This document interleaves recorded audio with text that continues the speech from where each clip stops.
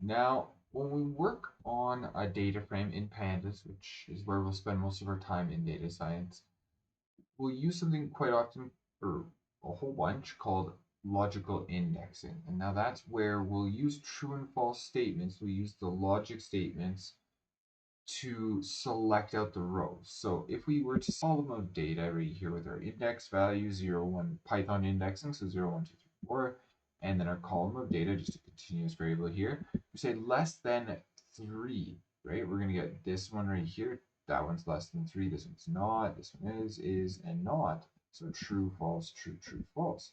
And that is probably a little bit underwhelming overall, but this is going to be now a column of the same size, the same number of rows, a column, very important, that is the same number of rows of true and false values, or ones and zeros, because trues are 1. This could be 1, 0, 1, 1, 0.